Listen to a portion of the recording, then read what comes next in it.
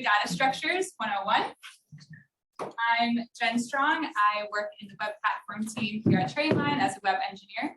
I've been at Trainline for about 4.5 years, where I've had the pleasure of working on a lot of different features in our web booking flow, including the EU discount card storefront, seat maps, and currently working on rebuilding our EU search widget for the homepage. In that time, I've also seemed to have mastered a few tricks of the office coffee machine. So if you would like to talk more about data structures after the talk, try to catch me there. So as I mentioned, over the next 30 minutes, I'm going to be providing you with just an introduction into a few different data structures that we interact with quite a bit. Whether you're new to the topic or you're just looking for a refresher, or maybe you didn't manage to change rooms in time, I'm hoping that you'll find my examples to be enlightening and have some good examples which will give you an introduction to what is considered one of the fundamentals of computer science. I myself joined the software engineering field without any formal education in computer science, so I'm hoping that if any of you are in a similar position, this will help to demystify some of the topics and encourage you to look into it further.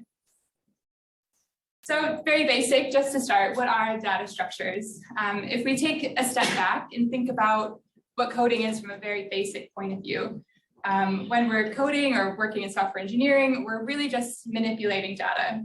We're moving it, we're transforming it, but it really comes back to small bits of information. If we're working on a front-end application, we're maybe calling a back-end API to retrieve this data, we're manipulating it, and we're then displaying it to a user on a website or a phone screen. To be able to do this manipulation, we have to store it and organize it in some type of formation or some type of system. And this is where data structures come into play. They're really just a way for us to be able to do that organization and manipulate the data. We interact with data structures in our everyday life without really even noticing. On Slack, we have channels to organize discussions around central topics. We use threads to follow discussions and maintain context. And we create groupings of channels and create pins, and that allows us to have the flexibility to shape the data in a way that feels organized and meaningful to us. It's easy to find, we can add additional information later, and it's very similar to data structures that I'm going to discuss in this talk, some of which you can see on the screen. We're deciding the best way to store and organize and manipulate in an efficient way. A more formal definition would be that data structures are sets of data values, the relationships between those values, and the set of operations you can apply on those values. For example, you can see this data structure I have here. It looks similar to a phone book, and maybe an operation I want to perform is adding another number to the phone book. That is actually my local Papa John's numbers. If you would like to buy me a pizza in appreciation of the talk, I'll send you the slides after. In order to create some context for the rest of the talk, I want to just start off with a simple algorithm. An algorithm is just a set of instructions for accomplishing a task. Every piece of code can be considered an algorithm. Using a very simple algorithm, I'm going to show you how we can cut down on the number of operations needed to solve a problem from 4 billion to 32. If you're searching for a word in a dictionary, maybe it starts with M, you're going to try and probably start to flip to somewhere in the middle. Similarly, if you're logging into Google and your username starts with J, similar to mine does, it would be very inefficient for Google to start looking for your new username from the very start of the alphabet. It's better to start somewhere closer to where you think you might find the answer. Binary search is an algorithm that takes a list of sorted elements and it returns true if the element you're looking for is in the list, or null if it's not. It is important to note that this list does need to be sorted. Imagine we're using binary search to look, or it needs to be sorted. Imagine instead of using this method where I said of starting from the middle, we just guess one at a time. If we're looking for a number between 1 and 100, we could go through and guess each number, but that's not going to be very efficient, and that is going to take a long time. If our mystery number was 99, we would have had to make 99 guesses, which would be very frustrating and not a very good approach to guessing. As I said, with binary search, a better way of guessing maybe would be to start with 50. Here we could eliminate half of the numbers right off the bat. With 100 potential mystery numbers, we could actually ensure that we'd find the number within 7 guesses. When discussing data structures and algorithms, it's really important to discuss what we call the running time. We want to choose a solution which is efficient for how long it takes to execute, and also, as I'll touch on later, how much memory is required. Thinking back to our simple search, where we guessed each number one at a time, in the worst case, we would have to guess every single number. If we had 4 billion numbers, we would have to guess 4 billion, we might have to guess 4 billion numbers, individual guesses. When that number of operations, the guessing, is equal to the size of your input, we call this linear time.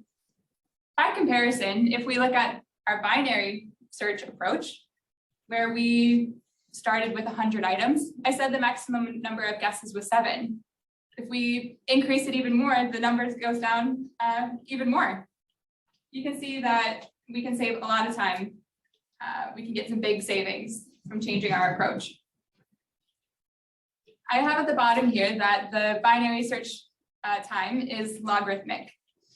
I'm intentionally going to gloss over exactly what logarithm is in this talk, but just to give you a one-sentence explanation, if an algorithm runs in logarithmic time, whenever the algorithm's input doubles in size, the number of operations needed only increases by 1. Algorithm times grow at a different rate, and with a large data set, this difference can be very significant.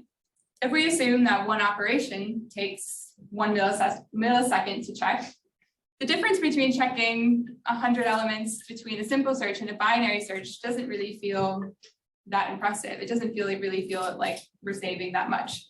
The simple search is only about 15 times slower. You can't tell as the difference. But when our input size starts to grow, the difference becomes a lot bigger. 32 milliseconds is a lot different than 11 days. It's easy to make the assumption that they grow at the same rate, when really we have to consider what the difference is on a large scale.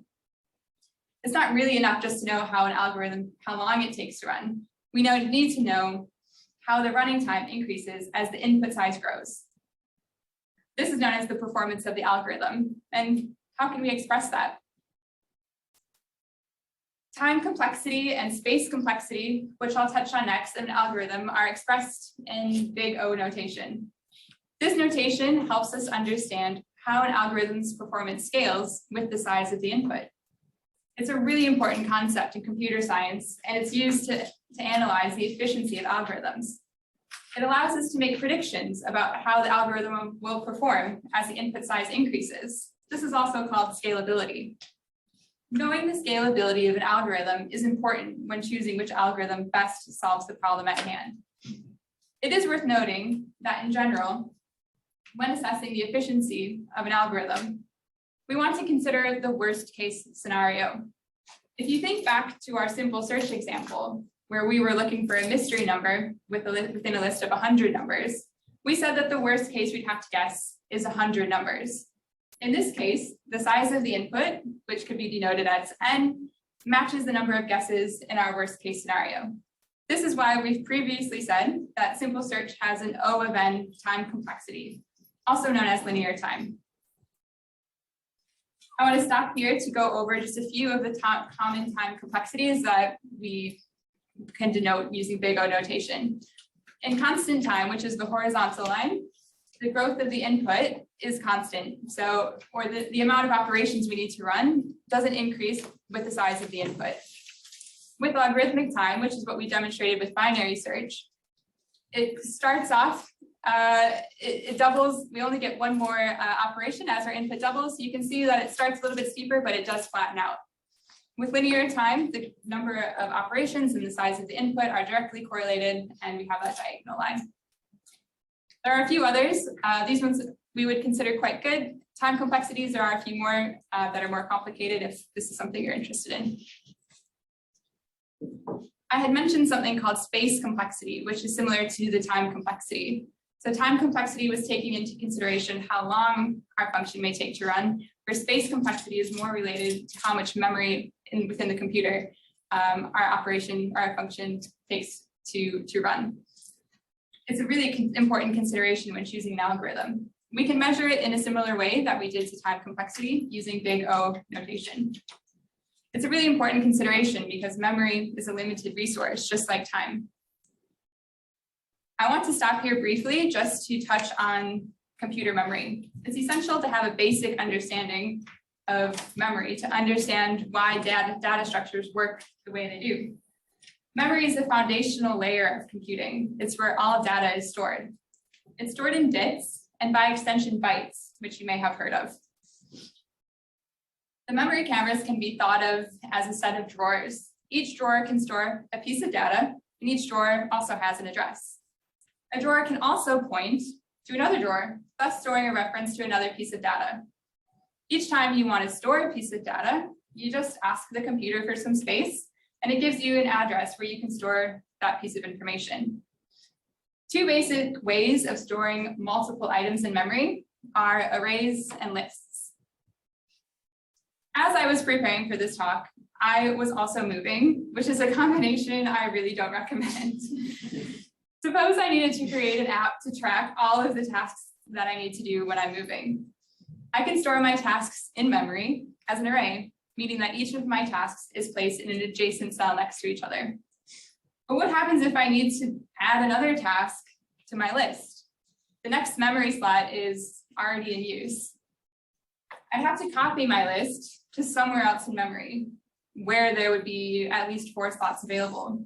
And this adds a lot of time and it takes memory.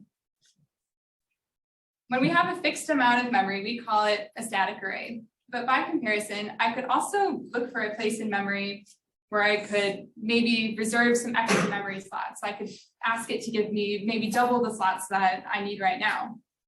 This would mean as I added new items to my list, I wouldn't necessarily have to keep moving my list, but eventually I may still have to copy it, and I'm taking up memory that maybe another function would need to use. You can kind of think of an array like meeting your friends at the cinema. If you're sitting together and another friend shows up and you run out of seats, you're gonna have to get up and move. Maybe you can find another group together, maybe you can't. A solution for this would be thinking more along the lines of a linked list. Within a linked list, we can store our data anywhere.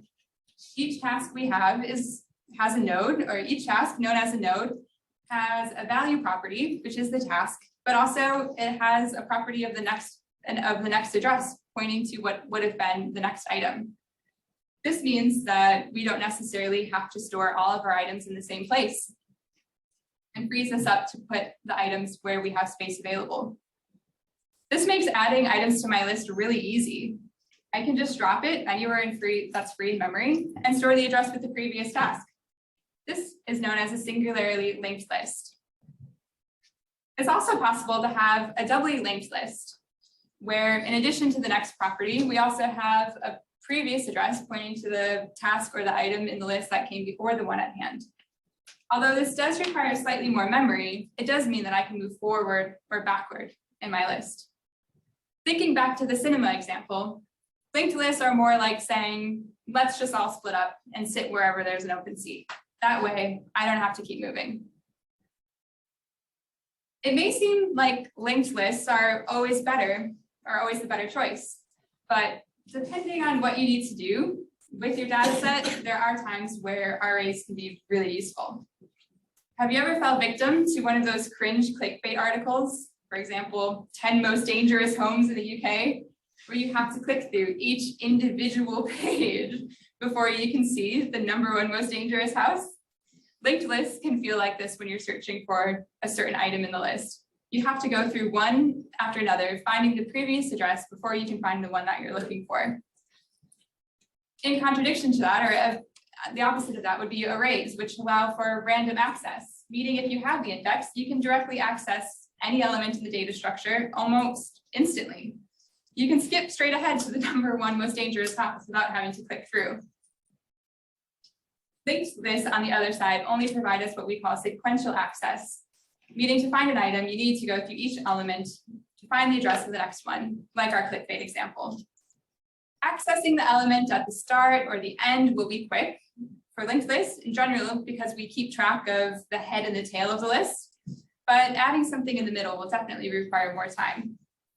What about inserting or removing elements? This is a little bit more dependent on what element you're trying to add and where you're placing it. If we're using an array and there's space available and it's right next to it, maybe it won't add too much. But if we're trying to remove something, we're going to have to shift a lot of our elements. And maybe with copying, or maybe with adding, like I said, we're going to have to copy it somewhere completely different. For linked lists, we just have to update the pointers, which is a lot easier. In general, arrays tend to allow for fast reads, and linked lists allow for faster inserts and deletions. But what if there is a data structure that combines the advantages of arrays and linked lists, allowing for fast lookups like an array, and efficient additions and removals like a linked list? Well, here we have the hash table. In this scenario, I want to imagine that we're working at a shoe store. Oftentimes, we have customers coming in and asking us where they can find different types of shoes. If we take it a little further and say our example is called Galaxy of Shoes, you can imagine that we would have a lot of shoes that we need to remember. We could store all of the shoes and their locations in an array and do our binary search, but that will take some time and our customers are waiting. Surely we can find a faster way. And this is where we can use the hash table. Hash tables, also known as hash maps, dictionaries, and associative arrays, have a common implementation where they use basically an array of linked lists to store key value pairs. In an array, we said we could look up items quickly using the index, but in hash tables, we'll use the keys instead of the index. I know that's a little bit complicated in trying to imagine how the arrays would fit under the hash table, so I think we can spend a few minutes looking at how they work under the hood. So as I mentioned, the hash tables are built on top of arrays. So let's start there. Looking at our shoe hash table, we can see that we have 3 entries. So I've drawn out an array where we have at least that many positions. How do we decide where to add our shoe data to the array? This is where our hash function comes in. A hash function is a function where you insert a type of data, usually a string, and you get back a number. It maps strings to numbers, which is what we'll use as the index for our array. I won't go over exactly how to write a hash function in this talk, as a lot of the times they're written for you, but it should meet a few requirements that I'll point out. It should be consistent every time we give our hash something like the string trainers. We want to make sure that we get the same number or index at the end. It should also map different strings to different numbers. If our hash function returned 1 every single time, it would be no different than storing all of our information in the array that we had to start. So let's try it out. Let's feed trainers into our hash function and see what we get out. Our hash function has given us 2, so let's drop the aisle number associated with trainers into our empty array at that position. We can do the same with boots and with sandals. This hash function tells us exactly which aisle the shoes are in, so we don't have to search at all.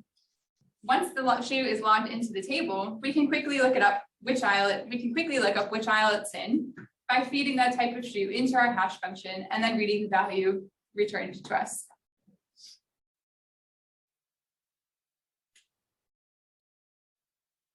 An application of hash tables that you might be familiar with is caching. Every time you request a web page, the server has to do some work to get the data you requested and return it back to you. For example, if you're trying to check the status of your Prime Day purchases, one of which I still have not received, the server has to collect the list of items before displaying them to you. This can take us some time, especially when everyone else who purchased something on Prime Day is probably trying to do the same thing. So how can we make this faster? Before checking the status of your Prime Day purchases, you had to do something else. You had to log in, which is something that everyone had to do. Sending the login page to everyone requires extra work for the server. Instead, the servers decide to cache or store what the page looks like and send it to you without having to do all that work. all the data that the Amazon servers have cached is stored in a hash table. When a new request comes in, the servers check for that information, see if they have it, and return it without needing to do the work. Otherwise, that information can be stored in the cache.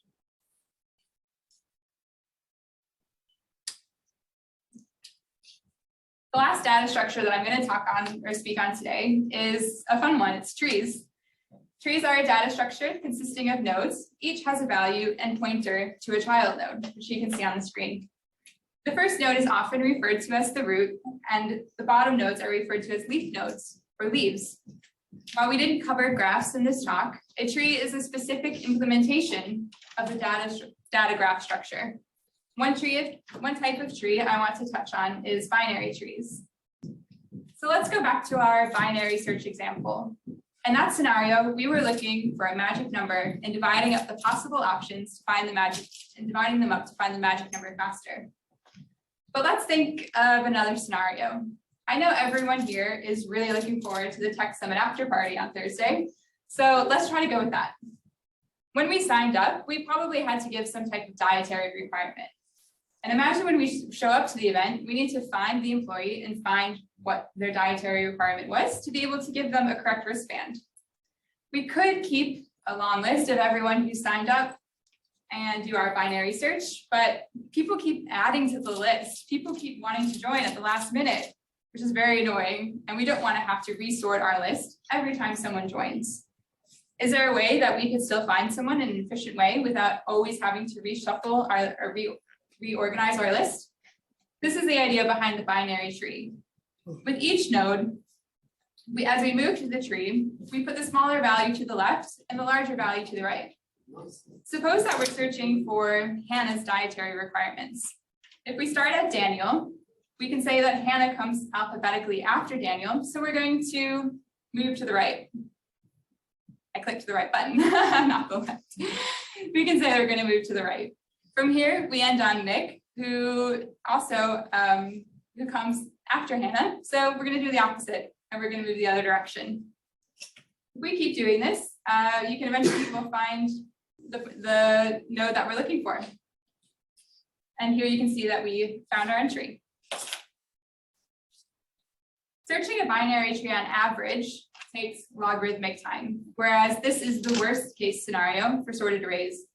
It may seem like sorted arrays is a better choice, but where binary trees really shine is with insertions and deletions, which is something that was really hard with arrays. That on average takes linear time. To give you some takeaways and main conclusions, I want you to know that data structures provide a pattern for organizing and manipulating data. We can use big O notation to denote the time and space complexities of algorithms, which is helpful when we're comparing them to one another. And when selecting a data structure, consider the relationship between the data and the operations you need to perform in order to optimize efficiency. If you want to learn more, these were two resources that I used in preparing for my talk. One is called Grecking's Algorithms. You can find it free PDF online, and it has a lot of visual explanations of different data structures and other simple sorting algorithms, not all included in today's talk. A paid resource is AlgoExpert.io, which has a crash course on data structures and a lot of algorithms that you can practice as well. And thank you so much for joining.